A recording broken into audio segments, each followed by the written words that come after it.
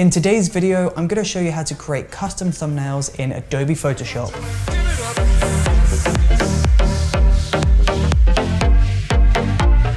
Hey, what's up? It's Chris from Brooker Films, and before we get started, I just want to make sure, are you subscribed to this channel?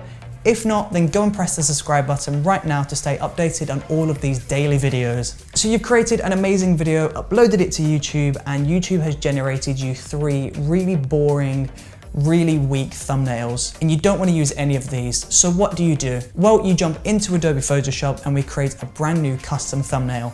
Once we've loaded up Adobe Photoshop, we just want to begin by creating a new canvas. So we're just going to go and we're just going to rename this to thumbnail, and we'll change the width to 1920 and the height to 1080, and then we'll change this to pixels. Make sure this is on pixels, not centimeters or inches.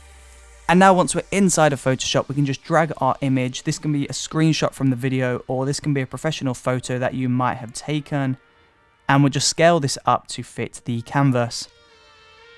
Now, I like to frame this up in thirds, so I like to place myself on 1/3, and I also like to place the text on another third. So I'm just going to position myself to the right, and we're just going to zoom on this just ever so slightly.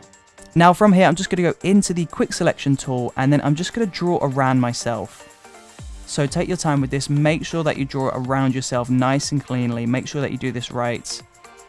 And this is basically so that we can add text behind ourselves. So I'm just going to go through, make sure that everything's copied.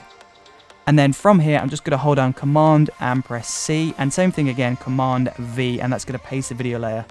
So if we take away this image, you'll see that there is that copied video layer, but I am missing my ear, which is kind of awkward. So I'm just going to redo that one more time, just making sure to go over the ear. Command C, Command V, and there you go. You can see that the head is now perfectly copied, and we have the rest of the body. So from here, we can go and add some text into this image. So we'll go up into the new text item, and we're just going to type something. So let's select thumbnail, because that is what this tutorial is all about. So we'll press thumbnail, type thumbnail in, and we're just going to select all of this and change the color to white so that it stands out more. And now as you can see, because that has pasted on underneath the 2 copied layers, that is underneath me. And that's really awesome. But from here, I'm just going to increase the scale, position this up so that it looks really awesome. And then I'm just going to add some new text on the left just to balance this image out, because it's currently a bit too heavy on the right. So I'm just going to add a new text, and that's going to be tutorial. We'll scale this down. And then I'm just going to line the 2 T's at the left up. So as you can see, the T's are nice and symmetrical. They look really nice.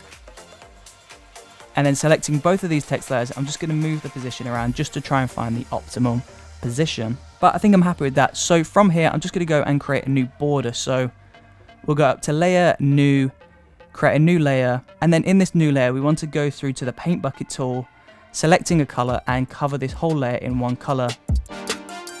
And now selecting this mask, I'm going to go through and draw a rectangle over this whole image, leaving the edges alone.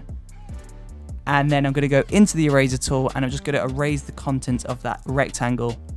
This is going to leave a black border around the whole image, and this is basically going to help to brand the thumbnails. So if I was to do this on every single thumbnail, they would all look very similar.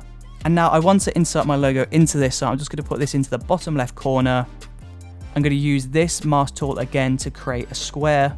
I'm going to fill that square in with the paint tool.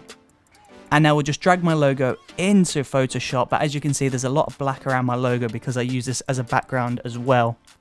So we'll just scale this down. We're going to roughly put the logo into position. And then we'll go into the eraser tool. And I'm just going to go through, and I'm just going to make sure that all of these edges of the logo are gone.